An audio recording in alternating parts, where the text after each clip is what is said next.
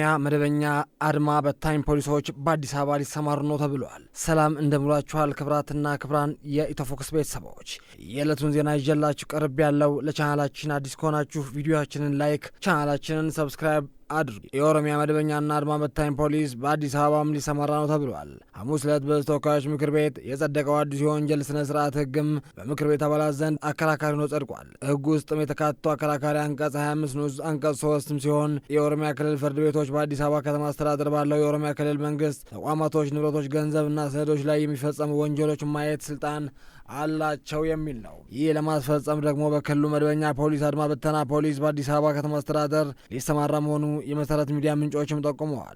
የስነ ስርዓት ህግ በ2013 ዓ.ም ጀምሮ በተደጋጋሚ በፓርላማ የቀረበ ተቋሙ ሲያስተናግድም ቆይቷል። አምስተኛው የህዝብ ተወካዮች ምክር ቤት ይህን ህግ ለማጽደቅ ተስኖት የቆየ ሲሆን የአሁኑም ስራ ዘመኑ ሊጠናቀቅ 3 ወራት ብቻ የቀረው የስድስተኛው የህዝብ ተወካዮች ምክር ቤትም ሲያጸድቀው የአማራ ብሔራዊ ክልላዊ ንቅናቄ አብን ተወካይ ደሳለኝ ጫኔ ዶክተር አቶ አበባው ደሳለኝ ከረር ያለ ተቃውሞ አንስተው ተሟግተዋል። ፓርላማው የኦሮሚያ ክልል ፍርድ ቤቶች ላይ በአዲስ አበባ የዳኝነት ስልጣን እንዲኖራቸው የሚፈቅድ ህግ አጽድቋል። ህጉ ለማጽደቅ የነበረው ውይይት የአማራ ብሔራዊ ንቅናቄ አብን ከፍተኛ ተቃውሞ አቅርቦ ተከራክሯል። በቀዳማዊ አጼ ኃይለ ሥላሴ ዘመን መንግስት ጸድቆ ላለፉት 4 ዓመታትም በስራ ላይ የቆየው የወንጀል ህግ ስነ ስርዓት የማስረጃ ህግ ተካቶበት ሐሙስ መጋቢት 24 ቀን 2018 ዓ.ም ኦሮሚያ ክልል ፍርድ ቤቶች በአዲስ አበባ የዳኝነት ስልጣን እንዲኖራቸው የሚደነገግ አንቀጽም አካቶ መጽደቁ ታውቋል። የህዝብ ተወካዮች ምክር ቤት ባካሄደው መደበኛ ስብሰባ የወንጀል ህግም ስነ ስርዓትና ማስረጃ ረቂቅ አስመልክቶ የህግና ፍትህ ጉዳዮች ቋሚ ኮሚቴ የቀረበው ሪፖርት ምክረ ሀሳብም መርምሮ አጽድቋል። የወንጀል ህግ ስነ ስርዓት የማስረጃ ህግና ማሻሻል የተዘጋጀው ረቂቅ ካካታቸው በርካታ አንቀጾች መካከል አንቀጽ 25 ንዑስ አንቀጽ 3 የምክር ቤት አባላቱ ለሁለት ከፍሎ አሟግቷል። በምክር ቤት የአብን ተወካዮች ዶክተር ደሳለኝ ጫኔና የዶክተር አበባው ደሳለ በረቂቅ ህጉ የተካተተው አንቀጽ እንዲወጣ በርካታ መከራከሪያዎችን በማንሳት ጠይቀዋል። ሁለቱ የፓርላማ አባላት አንቀጽ ከረቂቅ ህጉ እንዲወጣ ቢጠይቁም ሌላኛው የፓርላማ አባል ዶክተር አለሙ ገንፋ ህገ መንግስቱን ጨምሮ ሌሎች መከራከሪያ በመግለጽ የአንቀጽ መካተት አግባብ መሆኑን ተከራክረዋል። በዕለቱም የፓርላማ ምልአተ ጉባኤ አልተሟላም በሚል ህጉ የረቂቅ ለውሳኔ እንዳይቀርብ ተቃውሞ ቀርቦበት ነበረ። በዚህ ጉባኤ የተገኙት 255 እንደራሴዎች ብቻ ነበሩ።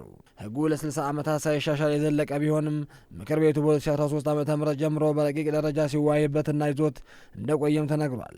የጸደቀው ህግ 195 ማሻሻያዎች ተደርጎበታል የተባለ ሲሆን ከዚህ ቀደም በፍትህ ስርዓቱ ላይ ሲነሱ የቆዩ ጉዳዮች መልስ የሚሰጥ ነው ተብሏል።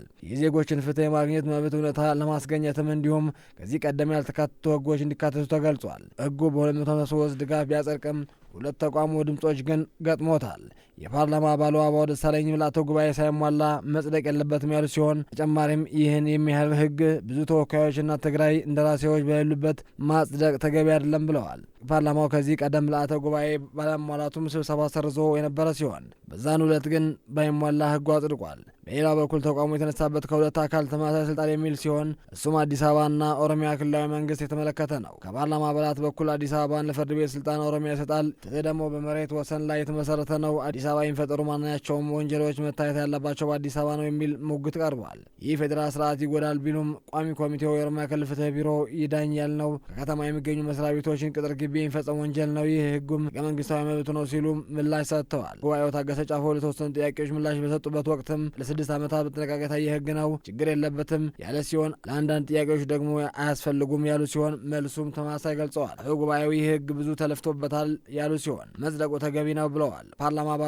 አበባው ደግሞ በቀጣዩ ምርጫ ቢዋቀርም ምክር ቤቱ የተላለፍ ተሟልቶ ቢጸድቅ የሚል ምክር ሀሳብም ሰንዝረው ነበር። ክቡራትና ክቡራን የኢትዮፎክስ ቤተሰቦች የዕለቱን ዜና በዚህ ቋጨን። ቀጣይ በሌላ ፕሮግራም እስክንገናኝ ቸር ቆዩ።